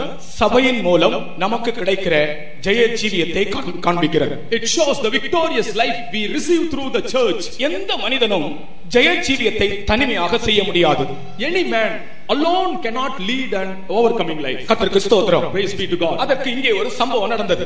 Here an incident took place. என்ன சம்பவம் தெரியுமா? You know what was it? பெலிஸ்தியர் என்ற ஒரு ஜாதியினர் இஸ்ரவேலருக்கு விரோதமாக அடிக்கடி போரிடுவார்கள். A nation called Philistines would come against the Israelites often. பெலிஸ்தரை கண்டு இஸ்ரவேலர் பயந்தார்கள். And the Israelites were afraid of the Philistines. அதுபோல இன்றைக்கு மனிதனை கலக்குகிற, மனிதனோடு போராடுகிற எத்தனையோ சுபாவங்கள் இருக்கின்றன. Similarly, there are many natures which trouble and create problem for man. உன்னையும் கூட சில சுபாவங்கள் சில வேளைகளிலே கலக்குகிறது. Some nature even trouble you also. பெலிஸ்தியரை போல இஸ்ரவேலுக்கு விரோதமாக வருகிறது. As the Philistines coming against Israel, நல்ல மனுஷரத்தான், ஆனால் ஒரு ஒரு பொல்லாத சுபாவம் அவர்களை கலங்கிக் கொண்டே இருக்கும். Good person, but evil nature will be troubling him. இந்த பெலிஸ்தியரிடத்திலிருந்து விடுதலை பெற இஸ்ரவேலர் என்ன சொன்னார்கள், என்ன செய்தார்கள்? To be delivered from the Philistines, what did Israelites do? அவர்கள் மிஸ்பாவிலே கூடினார்களாம். They gathered at Mizpah. இதெல்லாம் நீங்கள் வீட்டில் போய் வாசித்து பாருங்க. நான் வசனம் தருகிறேன். 1 சாமுவேல் 7ஆம் அதிகாரம் 5ஆம் வசனத்திலே அவர்கள் மிஸ்பாவிலே கூடினார்கள். In 1 Samuel 7:5 it is said that they gathered at Mizpah. கர்த்தருக்கு ஸ்தோத்திரம். Praise be to God. இந்த மிஸ்பாவிலே கூடினார்கள் என்றால் அர்த்தம் என்ன? What is meant by they gathered at Mizpah? Misba என்பது சபை கூடி வருதலை காண்பிக்கிறது. Mizpah denotes gathering in the church. சகோதரனே, சகோதரியே, brother, sister, உன்னுடைய சுபாவத்தில் இருந்து விடுதலை பெற்று நீ ஒரு ஜெய ஜீவியம் செய்ய வேண்டும் என்றால், In order to be delivered from your nature and to lead an overcoming life, நீ மிஸ்பாவில் கூடி வர வேண்டும். you have to gather at Mizpah. அதாவது பரிசுத்தவான்களின் ஐக்கியம் உனக்கு அவசியம். You need the fellowship of the saints. பரிசுத்தவான்களின் ஐக்கியம் தான் உனக்கு ஒரு ஜெய ஜீவியத்தை தருகிறது. Only the fellowship of the saints gives you an overcoming life. அங்கே சாமுவேல் அவர்களுக்காக ஜெபம் பண்ணினானாம். There Samuel prayed for them. 7ஆம் அதிகாரம் 8ஆம் வசனத்திலே நாம் படிக்கிறோம். We read in 7th chapter 8th verse. Samuel அவர்களுக்காக ஜெபம் பண்ணினான். Samuel prayed for them. பெலிஸ்தரை கண்டு இவர்கள் பயந்து நடுங்கிக் கொண்டிருந்த வேளையிலே, when they were fearing and trembling looking at the Philistines, அந்த பெலிஸ்தரிடத்திலிருந்து விடுதலை வாங்கி கொடுக்கும்படியாக, in order to get deliverance from the Philistines, அவர்கள் எல்லாரும் மிஸ்பாவிலே கூடி வந்தது மட்டுமல்ல, not only they gathered at Mizpah, Samuel அவர்களுக்காக ஜெபம் பண்ணினான். Samuel prayed for them. அவங்க சாமுவேலை பார்த்து கேக்குறாங்க, எங்களுக்காக ஓயாமல் வேண்டிக் கொள்ளு. Looking at Samuel, they requested, for us unceasingly you pray. அப்படி யாராவது வாசிங்க பார்க்கலாம். அப்படி யாராவது வாசிங்க பார்க்கலாம். பிரதர் பாஸ்டர் தோரை வாசிப்பாங்க. எங்களுக்காக ஓயாமல்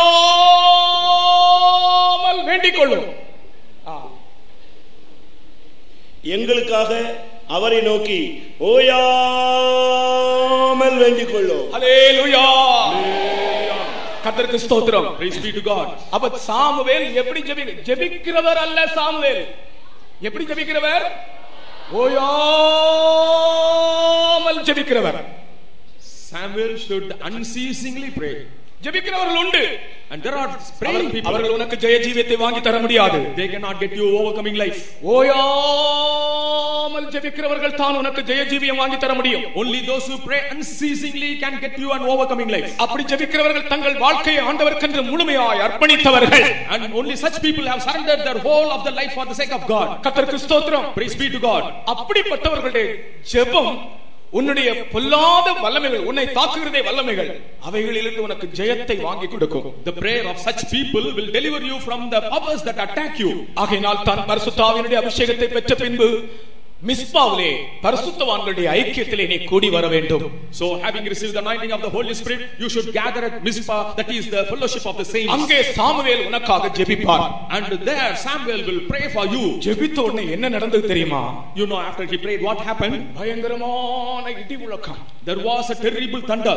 பெலிஸ்தியர் மேல் இடி முழக்கம் வந்தது. On the Philistines there was thunder. பெலிஸ்தியர் மாண்டார்கள். The Philistines perished. உனக்கு விரோதமாய் கிரியை செய்து கொண்டிருக்கிற அந்த பொல்லாத ஆவிகள், அந்த வல்லமைகளை ஆண்டவர் நியாயம் தீர்க்கிறார். The Lord judges all the evil spirits that work against you. இந்த இடத்திலே இடி முழக்கம் உனக்கு ஜெய ஜீவியத்தை தரும்படியாக, முதலாவது நாம் படித்தது ரட்சிப்பு, விடுதலை. இந்த இடத்திலே உனக்கு ஜெய ஜீவியத்தை தரும்படியாக இடி முழக்கத்தை கர்த்தர் அனுப்புகிறார். Here God sends thunder that he may give overcoming life to you. உன்னை ஒரு நாள் ரட்சிக்கும்படி இடி முழக்கத்தை அனுப்பின அதே தேவன் இப்பொழுது உனக்கு ஜெய ஜீவியம் தரும்படியாக இடி முழக்கத்தை அனுப்புகிறார். God who sent the thunder to save you today, to give overcoming life, he sends the thunder. நான் சுருக்கமாக ஒன்று கூட சொல்லி முடிக்கிறேன். Briefly I say one thing and conclude. நாம் வாசித்த பகுதி யோவான் 12ஆம் அதிகாரம் 29ஆம் வசனத்திலே அங்கே ஒரு இடி முழக்கம் உண்டாயிற்று. In John 12:29 there was a thunder. என்ன இடி முழக்கம் அது? What thunder it was?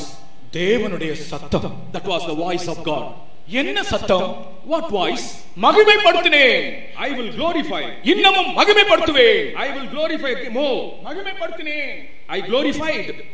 இன்னமும் மகிமைப்படுத்துவேன். And I will glorify it again. கர்த்தருக்கு ஸ்தோத்திரம். Praise be to God. இந்த சத்தத்தை கேட்ட உடனே பக்கத்தில் நின்ற அனைவரும் இடி முழக்கம் என்று சொன்னார்கள். The people who heard the voice said that it was thunder. இந்த இடத்திலே இடி முழக்கம் என்பது தேவனுடைய சத்தத்தை காண்பிக்கிறார். Here the thunder denotes the voice of God. கர்த்தர் உனக்காக பேசுகிறார். God speaks for you. என்ன பேசுகிறார் தெரியுமா? You know what he speaks? மகிமைப்படுத்துவேன் என்று சொல்கிறார். He says I will glorify. மனிதனை மகிமைப்படுத்துவதுதான் தேவனுடைய நோக்கம். The intention of God is to glorify man. நான் திரும்பவும் சொல்லட்டும். I repeat, மனிதனை மகிமைப்படுத்துவதுதான் தேவனுடைய நோக்கம். The intention of God is to glorify man. பாருங்கள், இன்னைக்கு கேட்ட சாட்சியில நீங்க பாருங்க, in the testimony we heard, எப்படிப்பட்ட ஒரு பையனை இன்றைக்கு எப்படிப்பட்ட ஒரு சாட்சியாக ஆண்டவர் மகிமைப்படுத்தி இருக்கிறார் பாருங்க. God has glorified what type of boy as what a glorious testimony. தேவன் மனிதனை மகிமைப்படுத்துகிறார். God glorifies man. Michael Angelo என்ற ஒரு சிற்பி இருந்தார். There was a sculptor called Michael Angelo. அவர் ஒரு பெரிய சிற்பி, கல்லே சிற்பத்தை உண்டாக்குகிறவர். And he would make sculptures. அவரும் அவருடைய நண்பனுமாக நடந்து போய் கொண்டிருந்தார்கள். And his friend and he were walking. நடந்து போய் கொண்டிருக்கும் போது பக்கத்துல வழியில ஒரு பெரிய பாறை. When they were walking, they saw a huge rock. பெரிய பாறை, a huge rock. அப்ப மைக்கேல் ஆஞ்சலோ கேட்டார் தன்னுடைய ஃப்ரெண்ட், இது என்ன என்று கேட்டார். Michael Angelo asked his friend, what is it? அவங்க ஃப்ரெண்ட் சொன்னார், இது ஒரு பெரிய பாறை. His friend said, it's a big rock. அவர் சொன்னார், இது பாறை அல்ல, இது ஒரு ஏஞ்சல், இது தேவதூதன் என்று சொன்னார். He said, it's not a rock, it's an angel. அவன் சொன்னார், இது பாறை, இது தேவதூதன் இல்லை, இது பாறை. He said, it's only a rock. கொஞ்ச நாளைக்கு பின்பு அதே நண்பன் அதே வழியிலே மைக்கேல் ஏஞ்சலோ கொண்டு வந்தார். கொண்டு வரும்போது அங்கே கண்ட பாறை ஒரு தேவதூதனாக நிற்கிறது. After a few days, Michael Angelo brought the same friend, and that friend saw in the same rock. அந்த பாறையிலே அழகான ஒரு தேவதூதனை அவன் சிற்பம் கொத்தி விட்டான். In that rock he had beautifully sculpted a beautiful angel. இப்படித்தான் தேவன் நம்மிலே கிரியை செய்கிறார். In this manner God works in us. ஒரு பொல்லாத மனிதனை ஒரு பரிசுத்தவானாக மாற்றுகிறார். He changes a wicked person a holy person. கர்த்தர் சொல்லுகிறார், உன்னை மகிமைப்படுத்துவேன். God says, I will glorify you. இந்த வார்த்தை இங்க இருக்கிற ஒவ்வொருவருக்கும் சொல்லப்படுகிற வார்த்தை. This word is said unto everyone who is present here. ஆனா உனக்கே நம்ப முடியல, உன்னை ஆண்டவர் மகிமைப்படுத்துவாரா என்று. Why you are not able to believe? நீ ஒரு பயங்கர குடிகாரனா இருந்தாய். You were a drunkard. ஒரு நல்ல ஜீவியம் செய்யாத ஒரு மனிதனாக இருந்தாய். You are a man leading a very bad life. கர்த்தர் உன்னை மகிமைப்படுத்துவேன் என்று சொல்கிறார். God says, I will glorify you. அது அந்த சத்தம் இடிமுழக்கத்தின் சத்தம். And that voice was the voice of thunder. அது தேவனுடைய power and authority. And that was the power and authority of God. தேவனுடைய வல்லமையும் அதிகாரமும் உன்னை மகிமைப்படுத்தும் என்றுதான் அதனுடைய அர்த்தம். The meaning is the power and authority of God will glorify you. இன்றைக்கு தேவனுடைய வேலையே, தேவன் செய்கிற கிரியையே ஒரு மனிதனை மகிமைப்படுத்துகிற வேலைதான். The work of the Lord is to glorify a man. எந்த மனிதனையும் அவர் மகிமைப்படுத்த முடியும். He can glorify any man. எப்படிப்பட்ட திருடனையும், any kind of thief, எப்படிப்பட்ட மோசமான பொல்லாத மனிதனையும், any kind of wicked bad person, அவர் மகிமைப்படுத்த முடியும். he can glorify. அதை என்னிலே அவர் செய்ய முடியும். And he can do that. அதை விசுவாசிக்கிற உங்களுடைய கைகளை, ரெண்டு கைகளை உயர்த்துங்கள் பார்க்கலாம். ஆமென். மகிமைப்படுத்துறதுக்கு இப்ப இடி முழக்கம் கேட்க வேண்டாமா?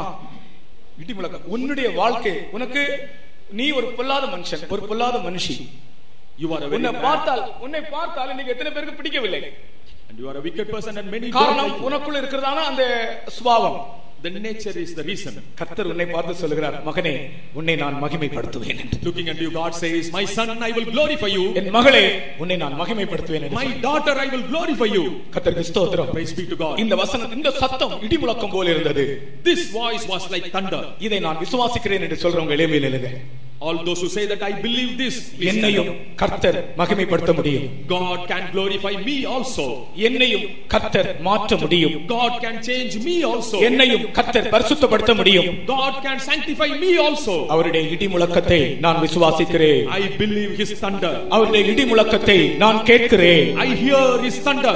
அவருடைய சத்தமே அந்த இடி முழக்கம். His voice itself is the thunder. அந்த சத்தம் உன்னை மாற்றும்.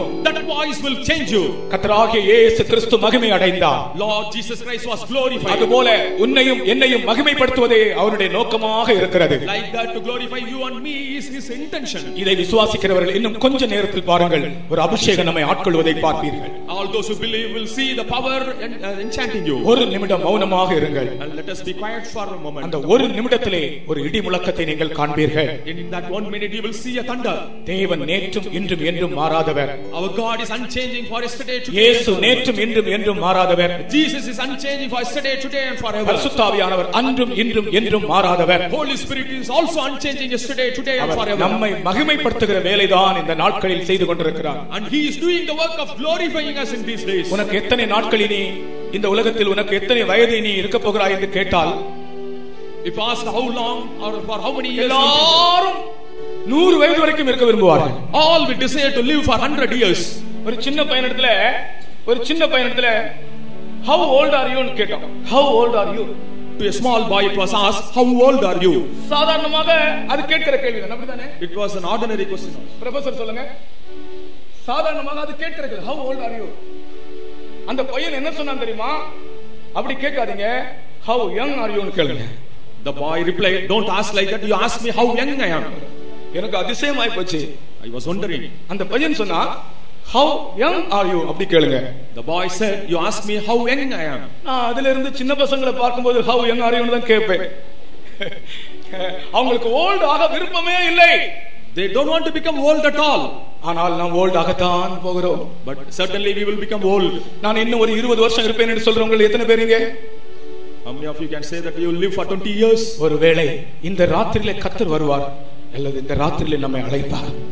And probably this night the Lord will come. ஒரு குறுகிய காலத்திற்குள், and only a short time, ஒரு குறுகிய காலத்திற்குள், within a short period, பொல்லாத மனுஷனான உன்னை and the wicked person you, மகிமையான மனுஷனாக கர்த்தர் மாற்ற விரும்புகிறார். God wants to make you a glorious person. அதுதான் நான் மகிமைப்படுத்தினேன், இன்னமும் மகிமைப்படுத்துவேன். I glorified and I will glorify more. அந்த வேலையை விசுவாசித்து நீங்கள் ஒரு நிமிடம் மௌனமாக இருங்கள். அந்த ஒரு நிமிடத்திற்குள்ள ஒரு பெரிய இடி முழக்கத்தை காண்பீர்கள்.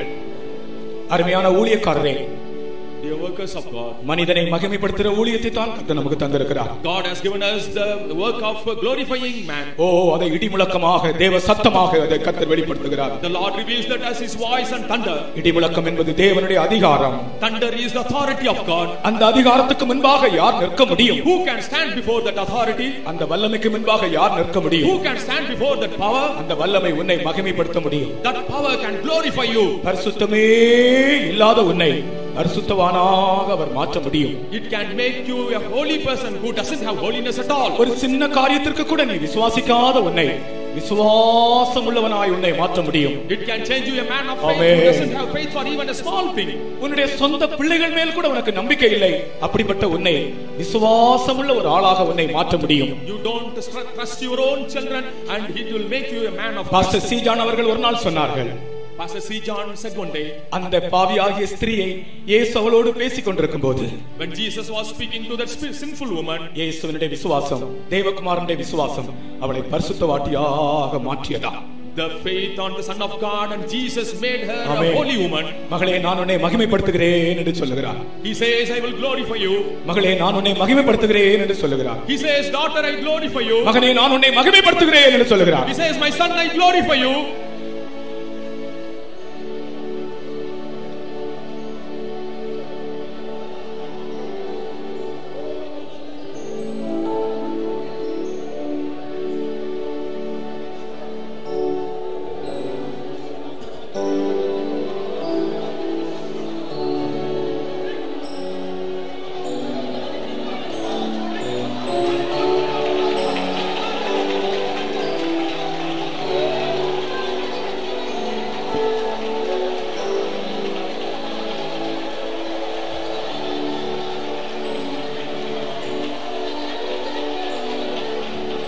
ஒப்புவித்தேன் இயேசுவே தப்பாதும் கைதளத்தில். ஜீசஸ்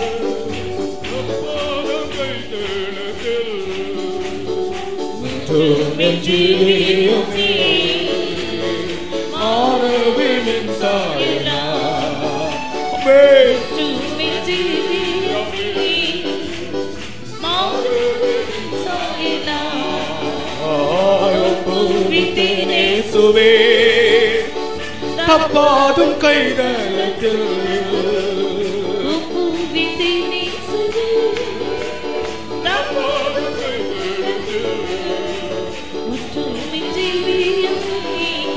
ஓ மாறவின் சாயா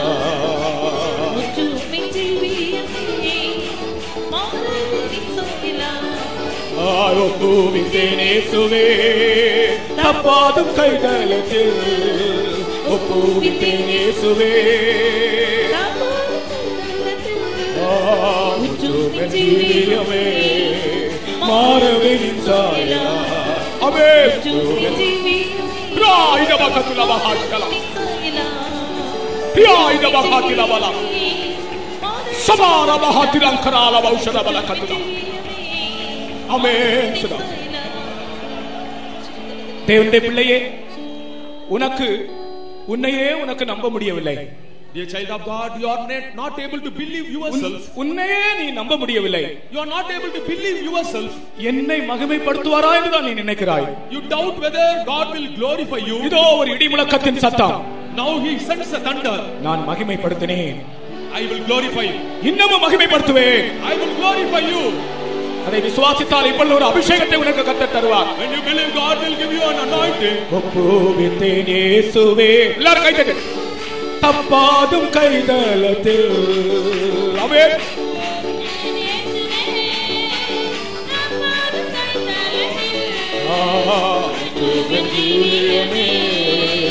மாறுவின் சாயலா. ஆமென்.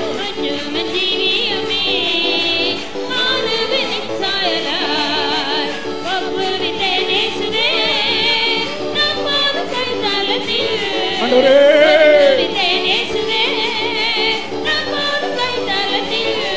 ஆண்டவரே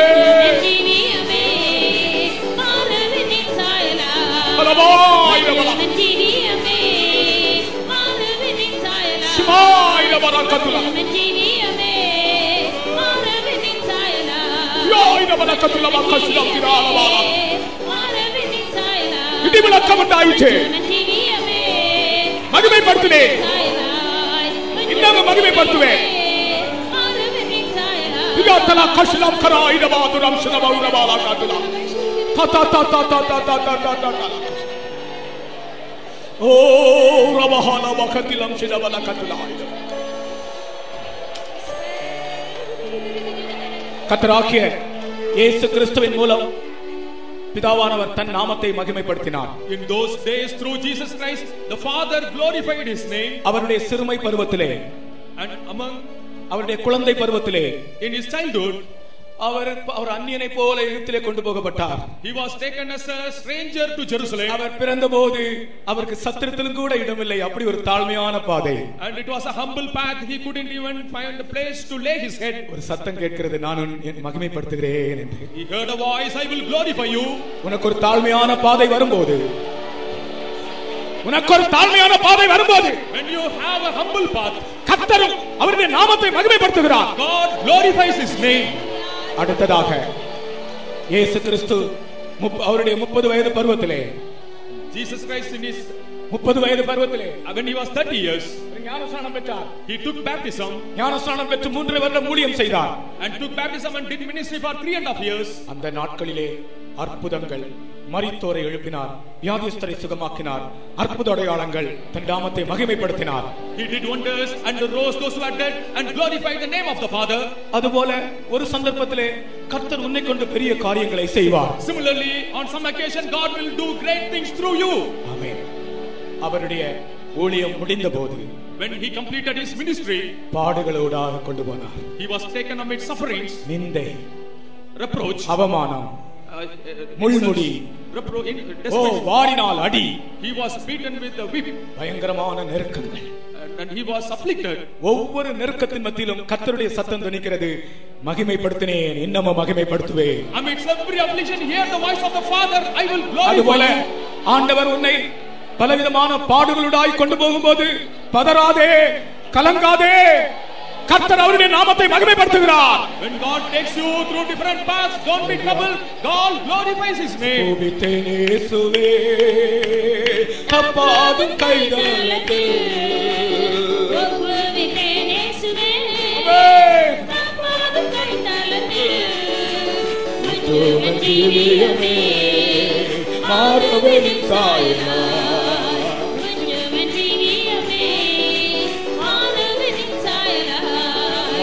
கோபித்தேனே இயேசுவே, தப்பாதும் கைதலத்தில்.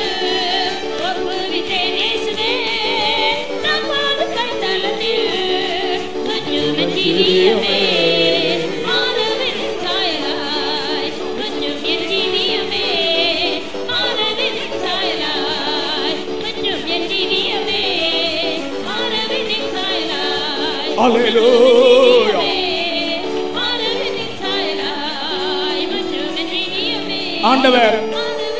ஆண்டவர் உங்களில் சிலரை திட்டவட்டமாய் தொட்டிருக்கிறார். அப்படி தொடப்பட்டவர்கள் மட்டும் உங்களுடைய கைகளை உயர்த்துங்கள். மற்றவங்க கைகளை போடுங்க. ஆண்டவரால் இப்ப தொடப்பட்டவங்கள் மட்டும்.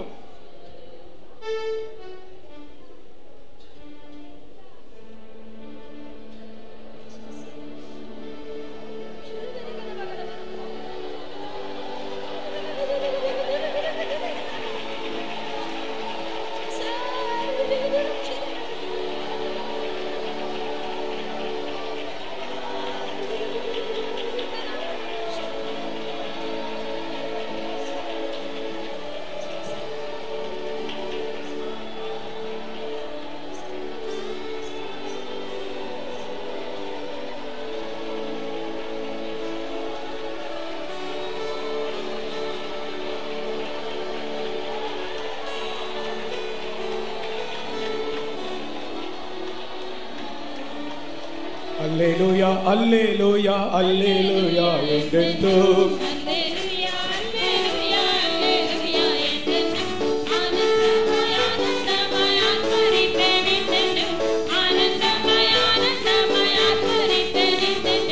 அல்லேலூயா அல்லேலூயா அல்லேலூயா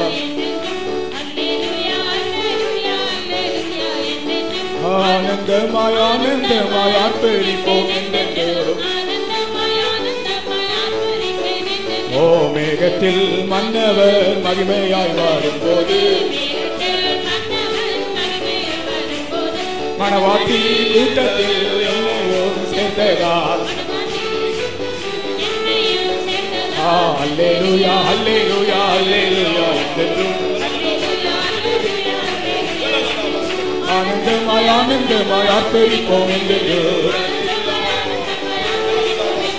மேகத்தில் மன்னவர் மகிமையாய் வரும்போது மன்னவர் மகிமையாய் வரும்போது மணவாட்டியின் கூட்டத்தில் நன்மையும் மணவாட்டியின் கூட்டத்தில் நன்மை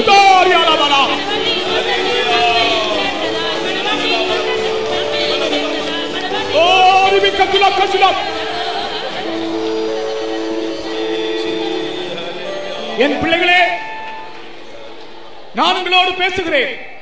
I speak unto you. இனி காலம் அதிகம் இல்லை. There is no much time hereafter. முடிவு சீக்கிரம் வரப்போகிறது. The end is at hand. நான் கிரியை செய்து கொண்டிருக்கிறேன். I am working. என் கரத்தை நான் உங்களுக்காக நீட்டி இருக்கிறேன். I stretch out my hand for your sake. என்னுடைய கரத்தின் நிழலிலே மறைந்து கொள்ளுங்கள். You hide yourself under the shadow of my hand. நான் உங்களை கடைசி வரைக்கும் பாதுகாப்பேன் என்று கர்த்தர் சொல்லுகிறார். I will lead you till the end, the Lord says. இடத்தில் மன்னவர் மகிமையாய் வரும்போது இடத்தில் மன்னவர் மகிமையாய் வரும்போது மணவாட்டி கூட்டத்தில் நன்மையும் சேர்க்கிறார். அல்லேலூயா அல்லேலூயா மகிமையாய் வரும்போது இடத்தில் மன்னவர் மகிமையாய் வரும்போது மணவாட்டி கூட்டத்தில் நன்மையும் சேர்க்கிறார். மணவாட்டி கூட்டத்தில் நன்மையும் சேர்க்கிறார்.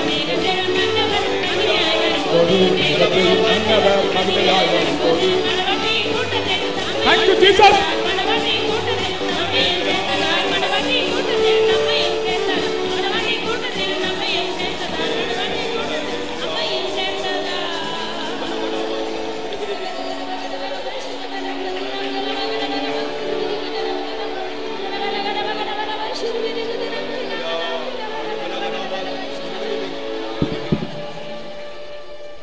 முதல் கூட்டத்தை கர்த்தர் ஆசீர்வதித்தபடி நாள் ஸ்தோத்திரிப்போம்.